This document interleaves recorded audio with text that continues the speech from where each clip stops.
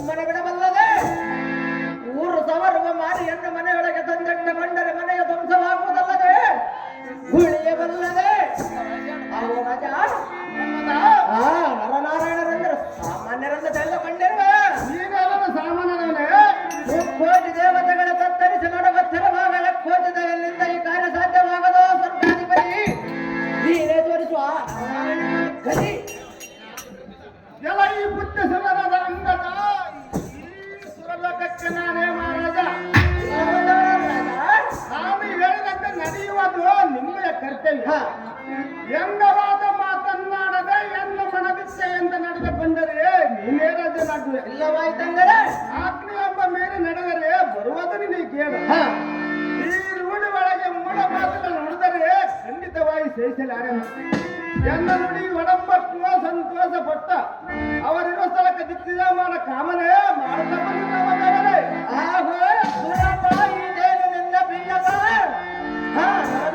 ಮೇಲೆ ಯಾಕೆ ನಿಮಗೆ ಇಷ್ಟೊಂದು ಕೋಪ? ಕೇಳ ಬರುವ ಕಾಲಕ್ಕೆ ಮೂಡಿ ಬರುವ ಸೂರ್ಯ ನೋಡು ಎಂಬಂತೆ ಮಾಡಲೇ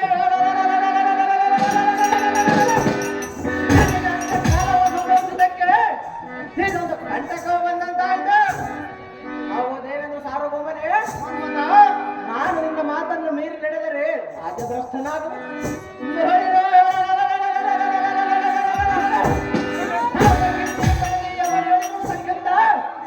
ಅವರೊಡನೆ ಸರಸವಾಡಿ ಸಾಯುವುದೇ ಲೇಸು. ಅಹೋ ರಾಜ, ಮನ ಇಷ್ಟದಂತೆ ನೆರವೇರಿಸಿಕೊಡುವ ರಾಜೇಂದ್ರ ಭೂಪ. ನರನಾರಾಯಣ ತೋರಿಸಿದ ಈ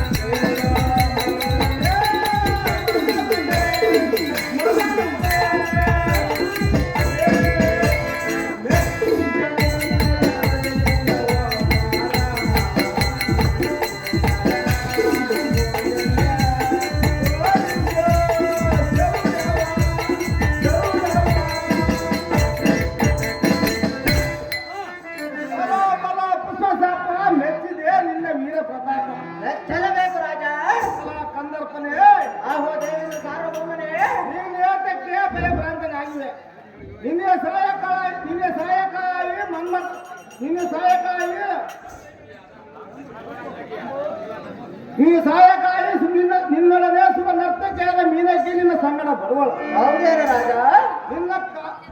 ನಿನ್ನ ಪಂಚಪಾಠಗಳನ್ನು ಅವರ ಹೃದಯಕ್ಕೆ ನಾಟಿಸು. ಆಗ ಅವರ ತನ್ನ ನಟನಿಂದ ಅವರನ್ನು ಮೋಹಗೊಳಿಸೋಳ. ಹೌದೇನು ರಾಜ?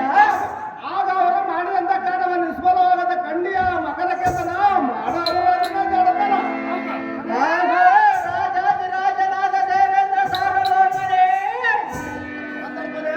ನಿನ್ನ ತಡವಾತಕ್ಕೆ ಆ ಸುರನರ್ತಕಿಯಾದ ಮೇಲಕ್ಕೆ ಈ ವಿಚಾರವನ್ನು ಚೆನ್ನಾಗಿ ತಿಳಿಯಿತು. ಅವರನ್ನು ಮೇಲ್ನಡಿಗೆ ಕಳಿಸು. ರಾಜ ಹನುಮಂತ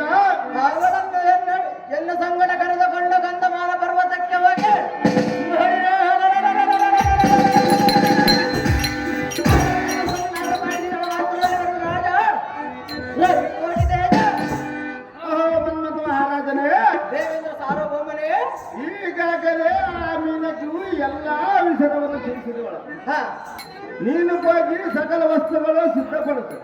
ನಾನು ಹೋಗಿ ಸಣ್ಣ ಮಾತ್ರದಲ್ಲಿ ನಿನ್ನಲ್ಲಿಗೆ ಮೀನಕನ ಕಳಿಸುವೆ. ಹಾ ನಾನಿನ್ನ ಬೋಧನೆಂದು ಮೈಮರೆತ ಮಲಗದಿನ ಮಾಡನೇ ಮಾಸುಗಲೇ.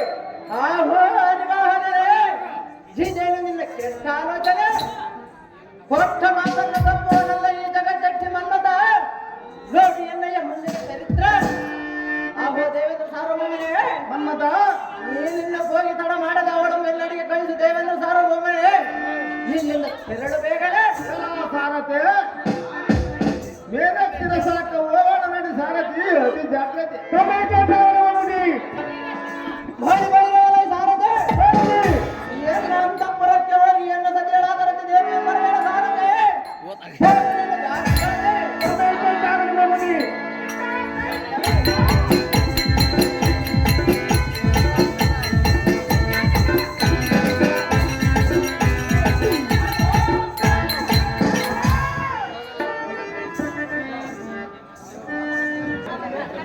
ಐಶ್ವರ್ಯ ಮತ್ತು ಮೇಲಕ್ಷಣಗತಿ ಎನ್ನ ಮಾಡಿದ ಸಂಗಾತಿ.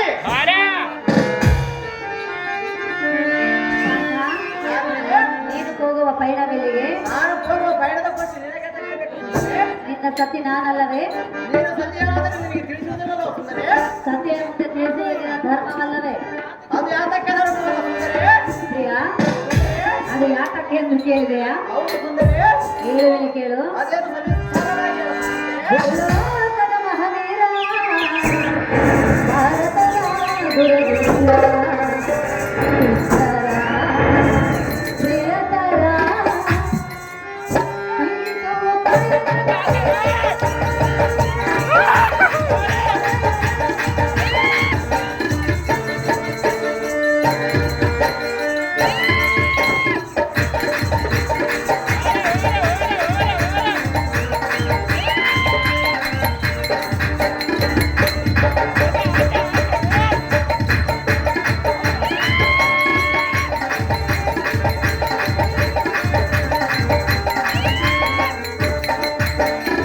ಅರುಳು ನಿನ್ನಯ ಭಕ್ತ, ನೀನೋ ಎನ್ನದೆ ಪ್ರಿಯದಾತ.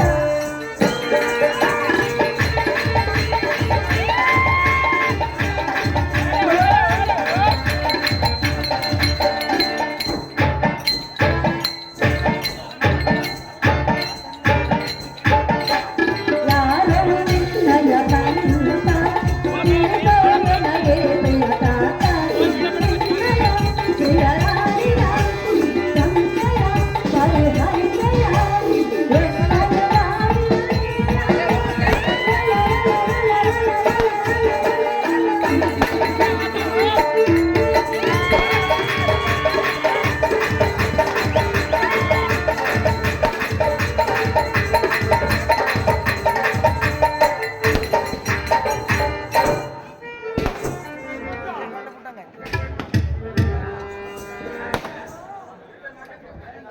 ಖಂಡಿತವಾದ ರಥಕ್ಕೆ ಮುತ್ತಿನ ಕಳಸವನ್ನಿಟ್ಟು ಹಾ ಸುಂದರವಾದ ಅಶ್ವಗಳನ್ನು ಬಂಧಿಸಿ ಹಾ ಸತಿಯಾಲಯನಿಗೆ ಯಾವ ವಿಚಾರವನ್ನು ತಿಳಿಸದೆ ಧನುರ್ಧಾರಿಯಾಗಿ ನೀನು ಹೋಗುವ ಪಯಣವೆಲ್ಲಿಗೆ ರನ್ನ.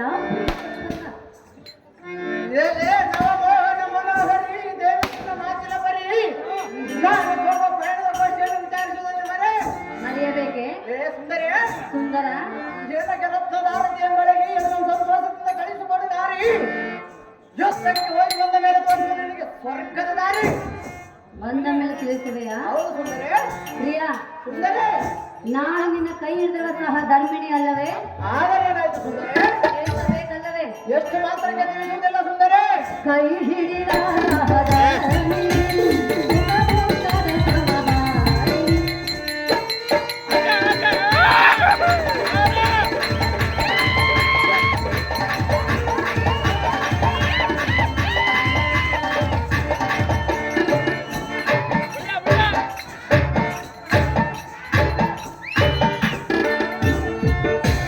ಕೈ ಹಿಡಿದ ಧರ್ಮಿಣಿ, ಸುಖದುಃಖದ ಸಮಬಾಯಿ. ಯಾರಳು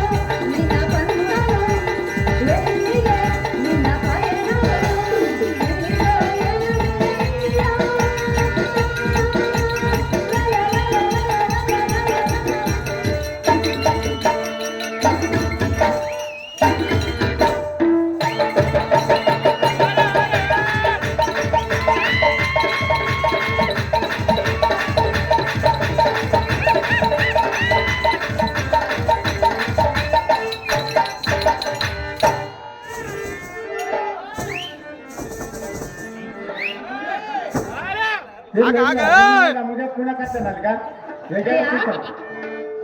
ಅಂದರೆ ಸತಿಪತಿಗಳ ಹತ್ರ ದೇಹ ಎರಡಾದ್ರೂ ಜೀವ ಒಂದೇ ಎಂಬ ಭಾವನೆ ಇರಬೇಕಲ್ಲವೇ? ಇದ್ದರೂ ಸಹ ಯುದ್ಧಕ್ಕೆ ಹೋಗುವ ವಿಚಾರವನ್ನು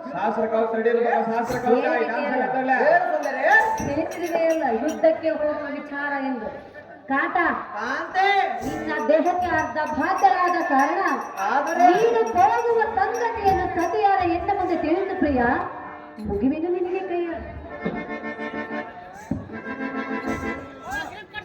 ಕಾಂತೆ ಎಷ್ಟು ಹೇಳಿದರೆ ಬಿಡಲು ನಿನಗೆ ಹಿಡಿದಿರುವ ಪ್ರಾಂತೆ ಆಹಾ ಬೆಲೆ ರತಿ ಎಂಬ ಮಕ್ಕಳಾಗಿ ಯಾತಕ್ಕೆ ಎನ್ನುವುದನ್ನು ಆಟ ಮಾಡ್ತೆ ಸುಂದರಿ. ಹಾಗಾದರೆ ಎಲ್ಲ ಬಾಯಿಯನ್ನು ಹೊಡೆಯ ಮೇಲೆ ಬಂದು ಕುಳಿತುಕೋ.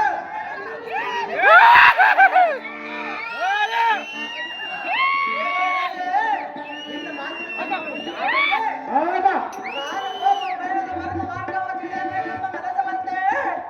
ಹಾಗಾದರೆ ವೃತ್ತಾಂತವನ್ನು ಬೇಡವೇ?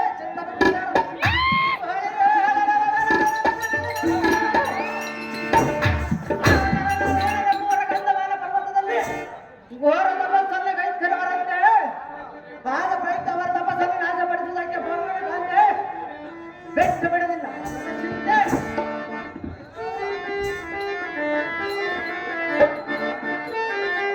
ಪ್ರಿಯ ಆ ಭಟ್ಟ ದೇವೇಂದ್ರನ ಮಾತನ್ನು ಕಟ್ಟಿಕೊಂಡು ಯಾರೊಂದಿಗೆ ಪಂಥವನ್ನು ತೊಟ್ಟು ಹೋಗುವೆ? ಎನ್ನ ಮಾತು ಕೇಳಬೇಕು. ಹೇಳು ಕೇಳು.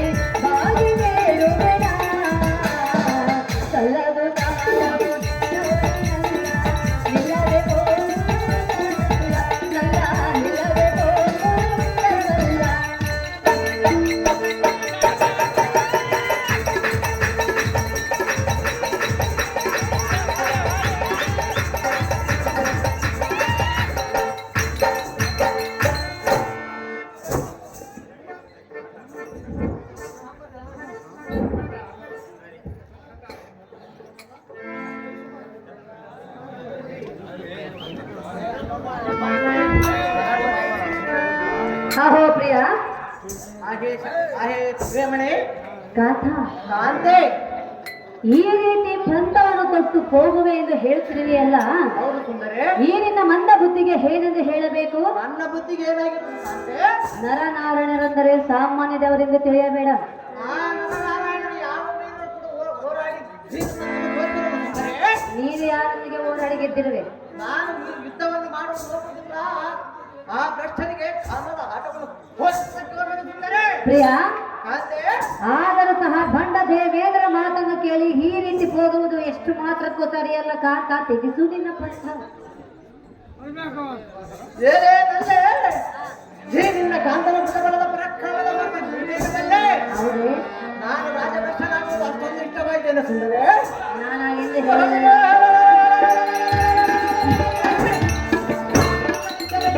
ಉತ್ಪತ್ತಿಯಾಗಬಲ್ಲದೆ ನಿನ್ನಂತ ನಾರಿಯರ ಶಕ್ತಿಯಾಗಬಲ್ಲದೆ ಸುಂದರೇ.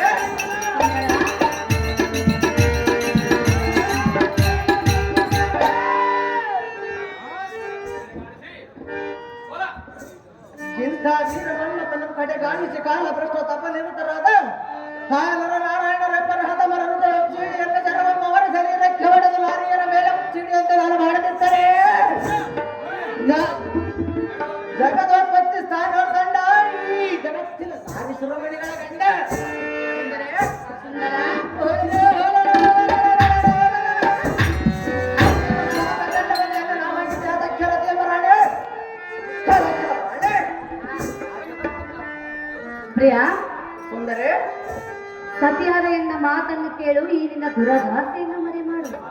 ನೀನು ಎಲ್ಲ ಮಾತನ್ನು ಕೇಳು ಸುಂದರಿ. ಹೌದು ಕಾಂತೆ. ಕಾಂತ ಕಾಂತೆ ಹೇಳುವೆನು ಕೇಳು. ಚೆನ್ನಾಗಿ ಹೇಳು ಕಾಂತೆ. ಸತಿಯಳ ಮಾತಿಗೆ ಬೆಲೆಯಿಲ್ಲ, ಎಷ್ಟು ಹೇಳಿದರೂ ಫಲವಿಲ್ಲ. ಸರಿಯಲ್ಲ ಸರಿಯಲ್ಲ ಸುಂದರಿ. ಇದು ಬಳಿಕಲ್ಲ, ಸರಿಯಲ್ಲ ಇದು ಬಳಿಕಲ್ಲ. ಪ್ರಿಯ ಸುಂದರಿ ಎನ್ನ ಮಾತನ್ನು ಕೇಳು. ನಿನ್ನ ಮಾತನ್ನು ಸರ್ವತನ್ನು ಕೇಳುವುದಿಲ್ಲ. ಸತಿಯಳ ಮಾತಿಗೆ ಬೆಲೆಯಿಲ್ಲ, ಎಷ್ಟು ಹೇಳಿದರೂ ಫಲವಿಲ್ಲ. ಸರಿಯಲ್ಲ ಇದು ಸರಿಯಲ್ಲ, ಬಳಿಕಲ್ಲ ಇದು ಬಳಿಕಲ್ಲ.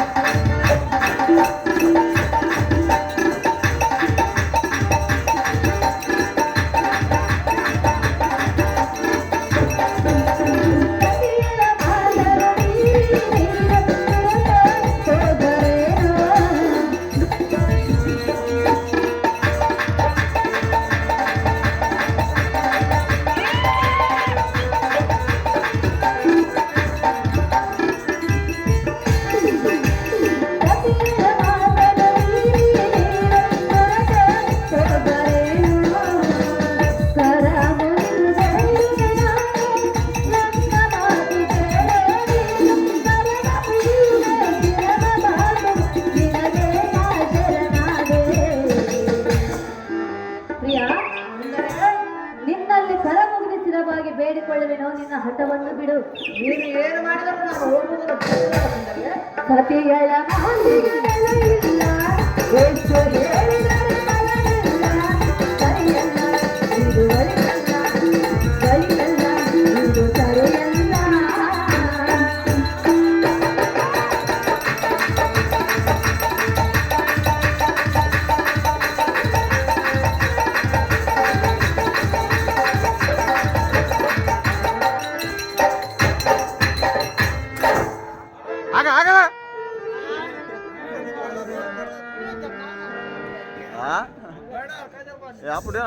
ಪ್ರಿಯ, ಸುಂದರಿ ನೀನು ಆ ನರ ನಾರಾಯಣರನ್ನು ಭಂಗಗೊಳಿಸಲು ಹೋಗುವುದೆಂದು ಹೇಳುತ್ತೀಯಲ್ಲ, ಸಹಜವಾಗಿ ಹೋಗುವನು ಕಾಂತೆ. ಅವರನ್ನು ಸಾಮಾನ್ಯದವರೆಂದು ತಿಳಿದುಕೊಂಡಿರುವೆಯಾ? ಸಾಮಾನ್ಯದವರಾದರೂ ನಾನೇನು ಸಾಮಾನ್ಯದವರಲ್ಲ ಸುಂದರಿ.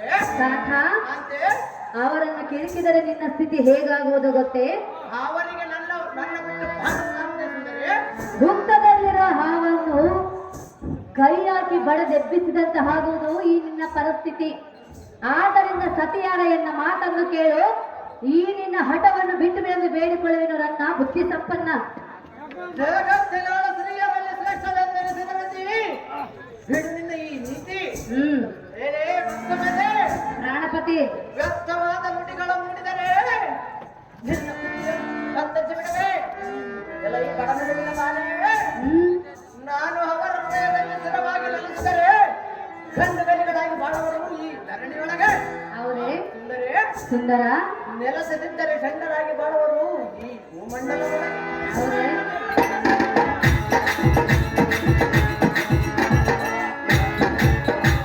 ಸುಂದರಿ ಈಗ ಖಂಡಿತವಾಗಿ ಬೇಡವೆ. ನಿನ್ನ ಚೆಂಡ ಮಾತುಗಳನ್ನು ಬಿಡು. ಎಲ್ಲ ಈ ಬಂಡವನಿತೆ. ಪತಿದೇವ, ಈ ಪುಂಡರೀಕಾಕ್ಷನ ಕುಮಾರ, ಈ ವೀರ ಮನ್ಮಥನ ಇಲ್ಲದಿದ್ದರೆ ಈ ಲೋಕದಲ್ಲಿರುವ ಸ್ತ್ರೀಯರ ಕಾಮ ಬಾಯಾರಿ ದೇಹವು ಒಂದು ಬಡಲಿ ಈ ಭೂಮಿಯ ಮೇಲೆ ಕೆಟ್ಟು ಹೋಗುವ.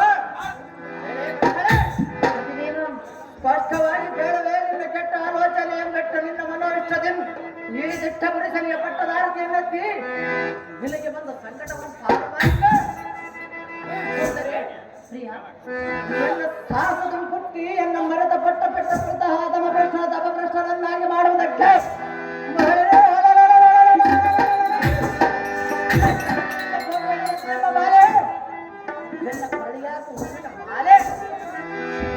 ನಿನ್ನ ಕೊರಳಿಗೆ ಹೂವಿನ ಮಾಲೆಯನ್ನು ಹಾಕಬೇಕೆ?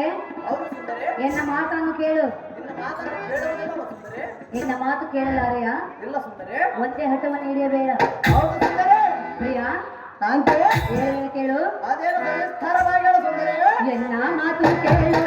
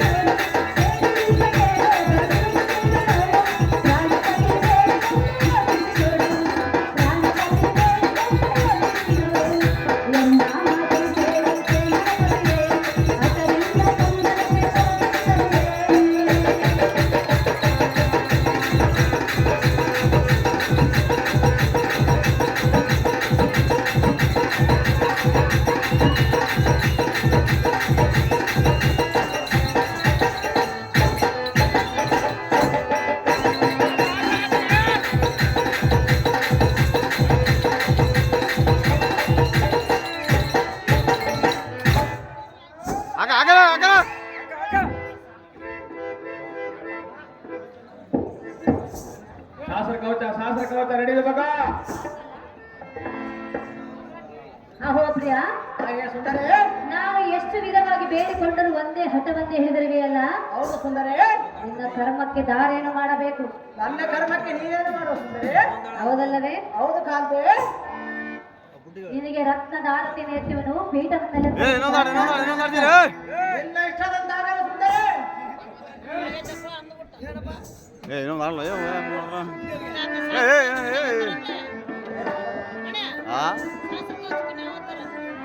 ಲಾಸ್ಟ್ ನಾಟ ಎಲ್ಲ ಬಗೆರ್ದೈತೆ ಸಂತ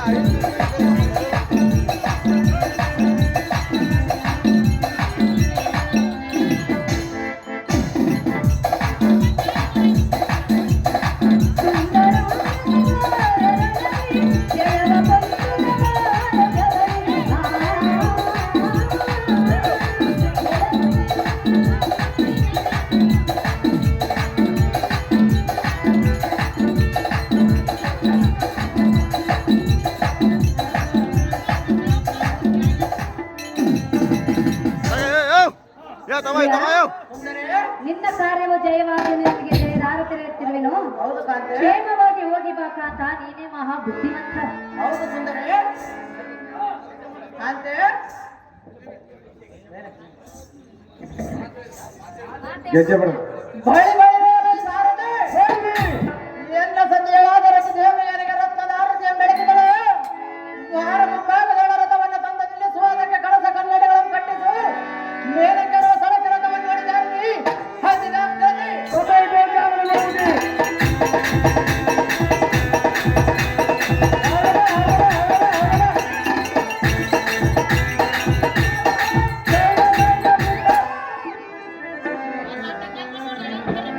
ಆಡಮ್ಮ ಒಂದು ಆಡಿ ಹೋಗಮ್ಮ ಅಮ್ಮ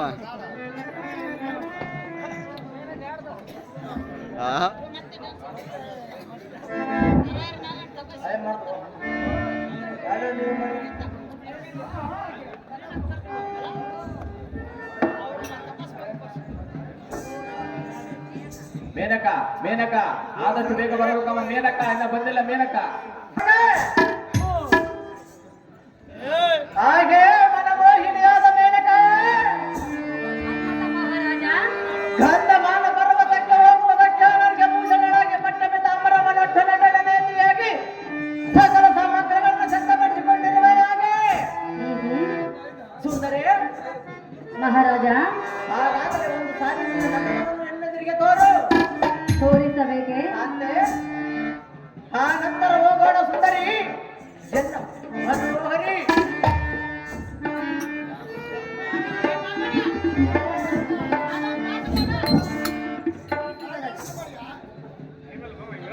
ಈ ಸುಖದಲ್ಲಿ ಮಹಾರಾಜ ಕಾಂತೆ ಹೇಳುವೆ ಕೇಳು ಅದೇನು ಸವಿಸ್ತರವಾಗಿ ಹೇಳ ಮೇನಕ ಈ ಸುಖದಲ್ಲಿ ಓಡಾಡುವಾಗ ಆ ಸ್ವರ್ಗಸುರೆಯ, ಆ ಸ್ವರ್ಗಸುರೆಯ, ಸವಿದಂತೆ ಮನಕ್ಕೆ ಹರುಷ. ಮಹಾರಾಜ ಮೇನಕ ಆಮೇಲೆ ಆಮೇಲೆ ಏನಾಯ್ತು ಸುಂದರಿ? ಆಮೇಲೆ ಏನಾಗೋದೆಂದು ಕೇಳಿದೆಯಾ? ಹೌದು ಕಾಂತೆ ಉಲ್ಲಾಸ ಉಲ್ಲಾಸ ಉಲ್ಲಾಸ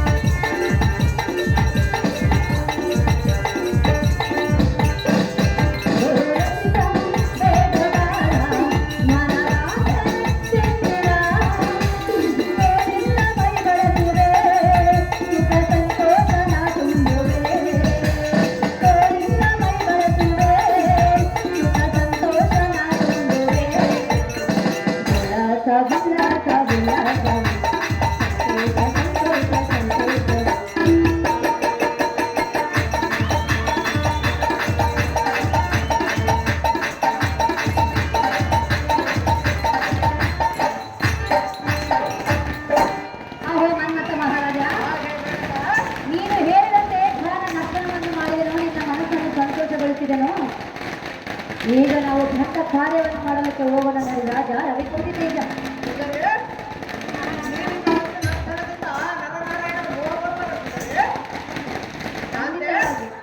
ಮಹಾರಾಜ ಮನಸ್ಸನ್ನು ಸಂತೋಷವಾಗುವಂತೆ ಇನ್ನೊಂದು ನರ್ತನವನ್ನು ಮಾಡು ಸುಂದರಿ. ಕಬ್ಬು ಕತ್ತರೆ ಒಳ ಒಳ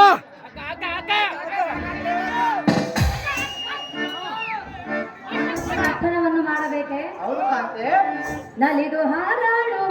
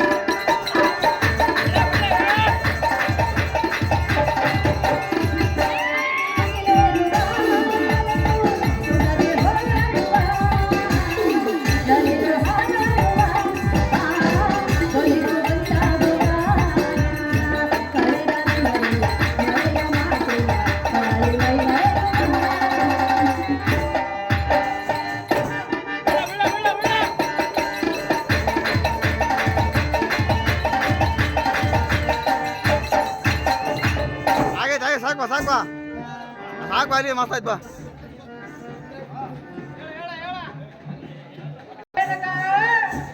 ಮನ್ಮಥ ನೀರಿನ ಸುಂದರವಾದ ನಾಟ್ಯ ಸಂವಾದ ಗಾನವನ್ನು ಕೇಳಿ ನನ್ನ ಮನಸ್ಸು ಆನಂದವಾಯಿತು. ಹೌದೇ?